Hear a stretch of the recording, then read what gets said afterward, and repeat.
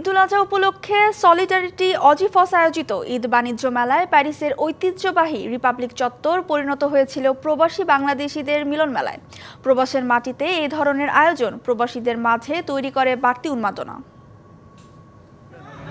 ছোট বড় 50টির বেশি স্টলে দেশি পোশাক থেকে শুরু করে ছিল বাচ্চাদের খেলনা, হরেক রকম মুখরোচক দেশীয় সুস্বাদু খাবারের পাশাপাশি জাতীয় ফল কাঁঠাল, আম, লিচু এবং তালের শাঁস।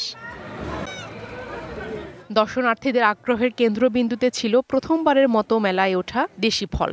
বেচা বিক্রিও হয় বেশ ভালো। ছুটির দিন হয় ফ্রান্সের বিভিন্ন প্রান্ত থেকে প্রবাসী বাংলাদেশিরা ছুটে এসেছিলেন মেলায়।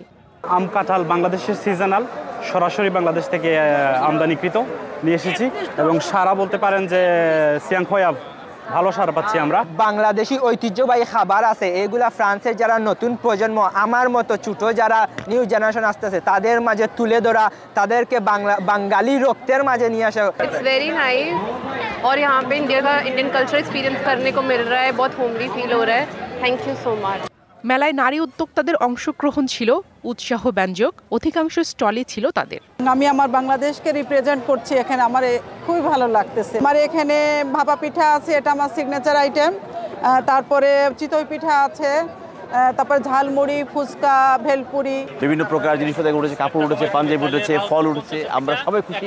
ফরাসি কমিউনিটিকে বাংলাদেশিদের কালচার এবং বাংলাদেশিদের ফ্রুটস, এই ড্রেস এগুলো উপস্থাপন করা হয়। এই এমন একটি মেলা আয়োজনের জন্য আমি কর্তৃপক্ষকে ধন্যবাদ জানাই। এই ধরনের আয়োজনের মাধ্যমে নিজেদের সংস্কৃতিকে বিশ্ব দরবারে পরিচয় করিয়ে দিতে পেরে উচ্ছ্বাস প্রকাশ করেন প্রবাসী বাংলাদেশি তরুণরা। বাংলাদেশিদের পাশাপাশি ফ্রান্সে বসবাসরত ভিনদেশিদের উপস্থিতি ছিল লক্ষণীয়। ফরাসি সংসদ সদস্য অরেলিয়ান তাসে মেলার বিভিন্ন স্টল ঘুরে দেখেন এবং বাংলাদেশি খাবারের স্বাদ উপভোগ করেন। বাংলাদেশের সংস্কৃতি সম্পর্কে আগে আমার তেমন কোনো ধারণা ছিল না। এখানে আসার পর তাদের সংস্কৃতি সম্পর্কে যে ধারণা পেলাম তাতে আমি খুবই আনন্দিত। ভবিষ্যতে এই ধরনের আয়োজনে আমি পাশে থাকব। আয়োজকরা বলেন মূলত বাংলাদেশের সংস্কৃতিকে ফরাসিদের কাছে তুলে ধরতে তাদের এই আয়োজন। DBC news desk.